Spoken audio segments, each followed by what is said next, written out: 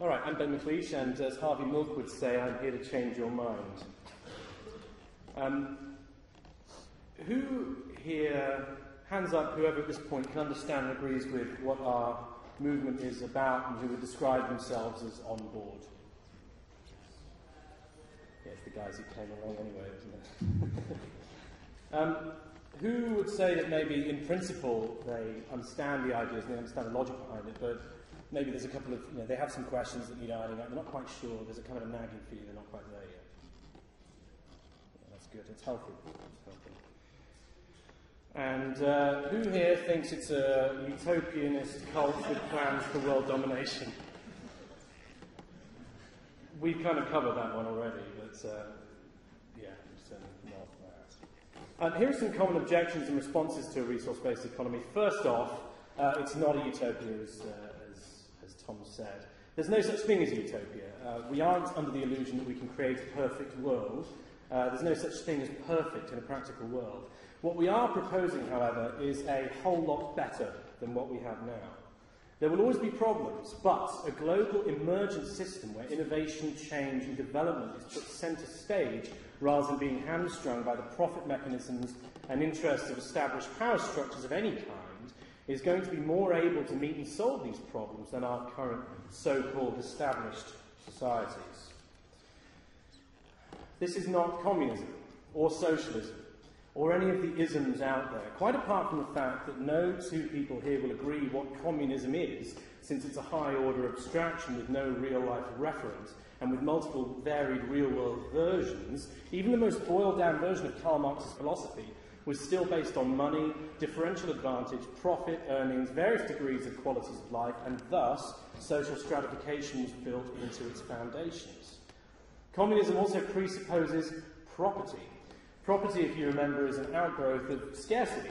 Because there may not be enough to go around, you need to own things to deter their use by others, to reserve, essentially, or guarantee the things you need and are now conditioned to want.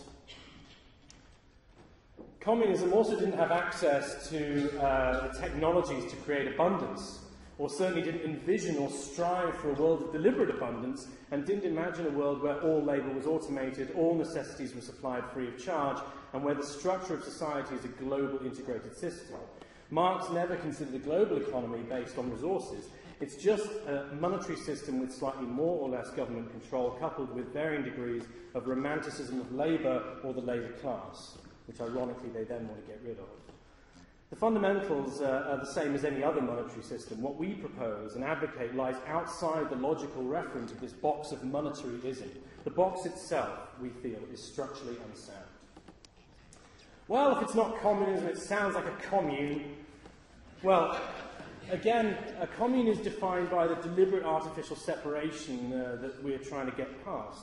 We cannot simply separate ourselves from society and build a resource-based economy. The logic of living according to planetary resources and total efficiency cannot be anything other than a global, all-encompassing operation, one system. The logic of efficiency demands it. Multiple societies attempting to operate separately would require duplication of effort, resources and waste, as we see in the current system. It would also create competition, which would ultimately create war, as we fight for resources, space, and so on.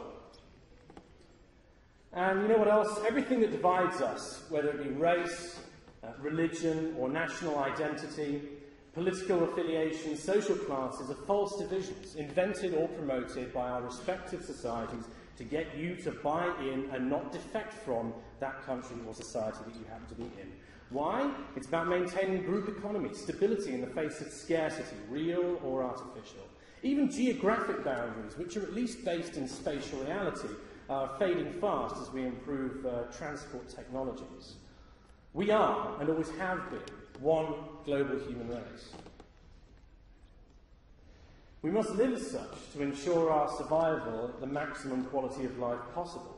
Climbing into a forest, shedding all the benefits of technology and its advances, and reviving esoteric English witchcraft religions isn't going to do anything except devolve us, and only temporarily, before necessity forces that separatist society back into long-term contact with other human civilizations. There really isn't anywhere left in the world for people to be able to do that anyway.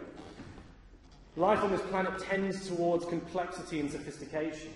Communes are artificial, isolated, unsustainable, and achieve nothing but to stave off large-scale social interactions for brief periods, mostly due to protest or divisionary beliefs based on inherited notions.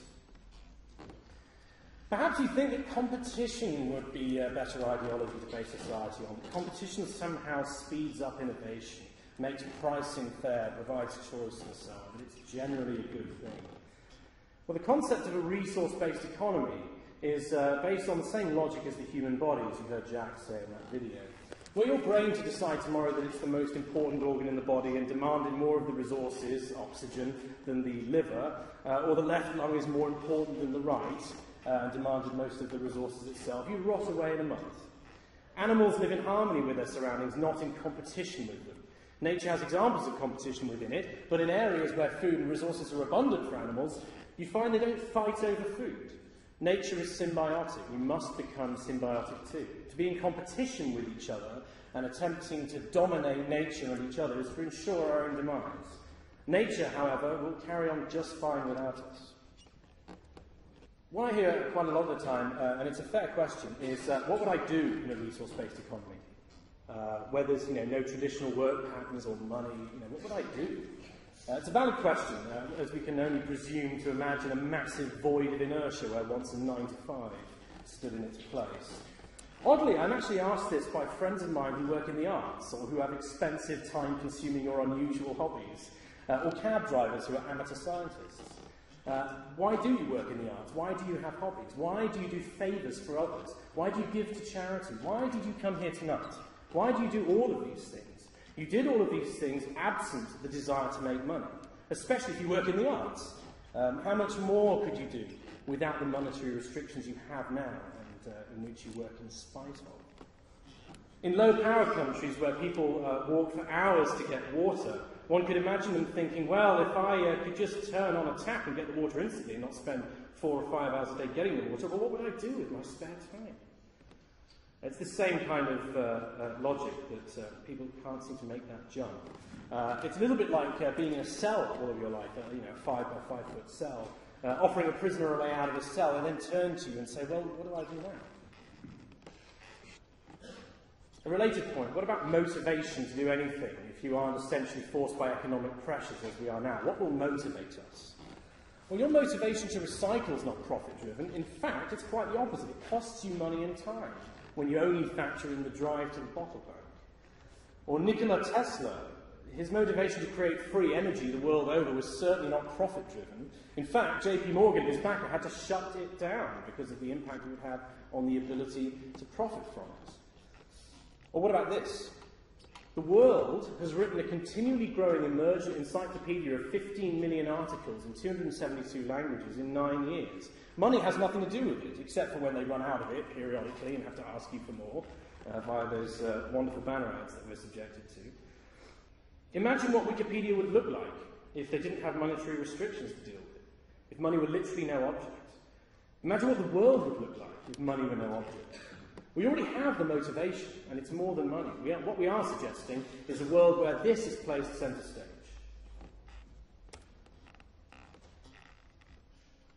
Let's stick with the Wikipedia example. Who runs the societal infrastructure in a resource-based economy, and could they take it over? Two big ones I get a lot, and they're valid questions as well, because people are worried about being dominated, although it's quite ironic that we live in this system now where we clearly are dominated, and we're kind of worried that we would be. I find that really bizarre, but it's okay, because it feels a little bit cynical to think that way all the time, even though it might be true. Well, at its core, a resource-based economy system, very much like Wikipedia, would need very few people to service any parts of the system that are not already self-repairing. Essentially, systems maintenance. Are those people more powerful than those who live and thrive on the system without direct linking to those kind of interfaces? Could they take it over? Well, are the individuals who run Wikipedia powerful? Could they take over Wikipedia? There's nothing to gain by attempting to own or control Wikipedia. It's a social system run in spite of the profit mechanisms and power. What benefits us all, including those who maintain aspects of the infrastructure, would only hinder everyone, including those maintainers, were it compromised. The question of people taking over a society seems rather a moot point. Right now we live in a kind of society that can be taken over, and is regularly taken over by corporate interests, political powers and groups of wealthy people. It is this precise mechanism of dominance that is absent from a resource-based economy in the same way it is absent from Wikipedia or any similar non-monetary resource. Here's a good one. Who makes the decisions in a resource-based economy? This question actually needs to be rephrased. It's not who makes the decisions, but how are the decisions arrived at. The running of society is a technical process. There are very few things that need to be decided by human opinion. Technical processes aren't even decided by you now. Did you vote for the structural attributes of the bridge? Do you vote on which materials are used to construct houses? Do you vote on the internal mechanisms or designs of an MRI machine? No, because most of us, certainly me, don't have the knowledge necessary to make large decisions like this. We already arrive at these decisions based on the best available information we have at the time. So what about, lazy people?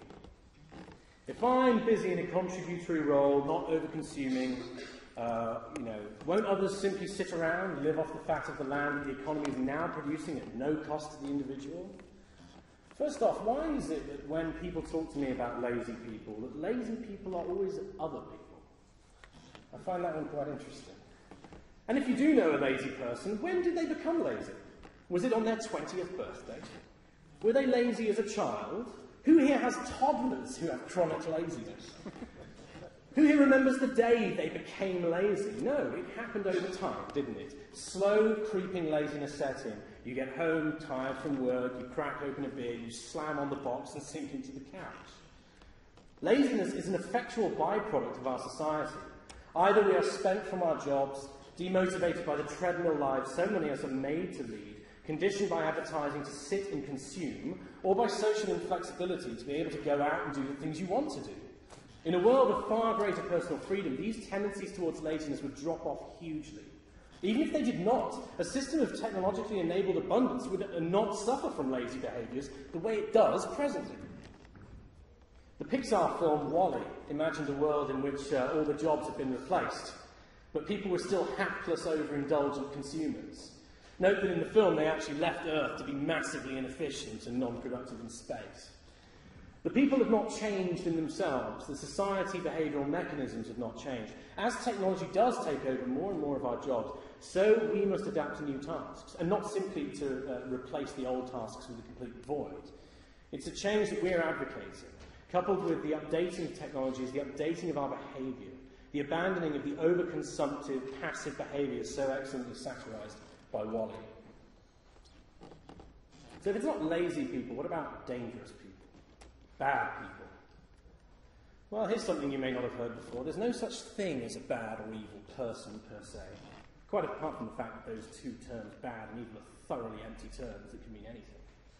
We are the products of our surroundings. People who commit crimes against the rest of humanity, whether it's violence, theft, corporate crime, are the products of a sick society whose mechanisms either encourage, necessitate, or reward those actions. If you don't believe this, why is it that some countries have much higher crime rates than others? Are there more bad people in that landmass? Surely if it's human nature that were to blame, we'd have identical crime figures all across the world. We don't, because the situations, the environmental influences are different in each location.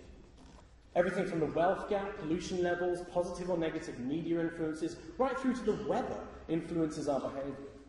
It is the ultimate litmus test of society's soundness. Higher crime rates are symptoms of the flaws of the system.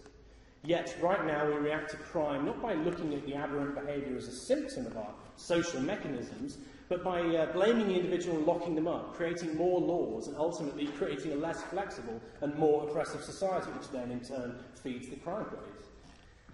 In turn, the oppressive illiberal society produces more crime and a higher prison population. Criminals and ex-cons are precluded from successful lives after jail. No one wants to employ a criminal. They also seem most likely not to have been given a decent education to begin with, or be able to get one afterwards. Violent crimes are more prevalent in societies with greater inequality. This slide comes from the Equality Trust, who are just south of the river. It shows the clear correlation between inequality and homicides. Remove the underlying cause, inequality, and the incidences of crime decrease as well. Stressed family environments, relationship breakdown, school shootings, gang violence, bank robberies, fraud. Which of these cannot be traced back to the social stratification based on income, greed, or spending power, or the ability to gain differential advantage over others? If you remove the mechanisms that essentially encourage aberrant behaviour and reward aberrant human interactions, the behaviours themselves will go away. As yet, we have not implemented a system which ever does this. Mental health issues, for the most part, stem from monetary issues as well. Mental illness can almost always be stemmed back to the environmental and economical societal inequality. This slide shows the correlation of mental illness with income inequality. It illustrates this point more than amply. Greater inequality facilitated by the narrow self-interest, the internal logic of a monetary system, and the differential advantage in competition directly negatively affects everyone in the population, including rich people. Based on 30 years of research by the Equality Trust, if the UK were more equal, we'd be better off as a population. For example, the evidence suggests that if we halved inequality, there would be half the murder rates, mental illness would reduce by 2/3, obesity would halve, imprisonment would reduce by 80%, teen births would reduce by 80%, levels of trust would increase by 85%. Imagine how little crime there would be if we put true equality into practice in this country. And were there a global equality and partnership, can you imagine how quickly war would disappear? So what about the law? Legal restrictions are present in our societies to limit problems that we've not been able to solve through technological means. We have drink driving laws because our cars will crash if we're drunk behind the wheel. But if we build cars that can't crash into each other via GPS guidance systems and with pendulums built into the base that correct a swerving motion, drink driving laws become irrelevant. You can get really hammered and go out driving. It is technologically more than possible. We already fly things to the moon by remote control. But we don't do it because it is too expensive. A society structured around resources, equality and efficiency will mean the automatic redundancy of laws pertaining to finance, money, property, crime, and socially offensive behaviours. Having a lot of laws is not the sign of a well-adjusted society. It is a demonstration of the flaws that society has. Laws attempt to patch up the inabilities to function correctly within that society. Perhaps, and you're not going to like this one, perhaps you think that we can solve our problems with politics. We're not a political movement. We will not stand for election. In both senses of that, right? Why is that? Michael Rupert said it best when he said that politics is economics by another means. Politics is simply another power outgrowth. To be elected, or even to run for election, requires a large amount of money to canvass support. Once you are beholden to large corporate donors, it is literally impossible to fulfill real change in a society, since the wishes of your backers need to be fulfilled first. Those wishes are always to produce favourable laws and fiscal policies that will benefit those very donors and corporations, the promise of which was their sole reason for backing your party in the first place. Why do politicians break promises? Is it because they're bad people? No, they aren't. Politicians are not here to change things. How could they be? They are raised, conditioned and promoted and admitted by the current established societal notions. They are not technical experts. How could they solve society's problems, which are technical? Most of them come from a legal background, which is semantic manipulation and nothing else. They aren't qualified to make changes. This man is an economist by trade. Given that he is absolutely indoctrinated into a monetary system, how is he going to bring about the change that he promises? The same is with every other politician. We cannot achieve lasting, real and meaningful change through politics. We need to move beyond politics. The simple fact is that politicians are not there to enact real change to the underlying root causes of society. Constrained by relatively short voting cycles and financial pressures, even the best, most worthy and honest leaders have to operate within the system. It's time to take the next step in our social evolution. It's time to evolve along the only path that is relevant, one rooted in the real world, one that is truly possible. We have outgrown the needs for the mechanisms to manage scarcity. We have outgrown scarcity itself. We have outgrown the need for war, poverty and profit at all cost. It's time to ditch the false divisionary notions based on belief, opinion, hearsay, surmise, and any and all inherited assumptions. Human beings are amazing. On this tiny, pale blue dot, we have come from the simplest of organic life, against all odds, to our present state of sophistication and consciousness. We have put to task our ingenuity and our creativity to produce astonishing results. It's only money now that is holding us back.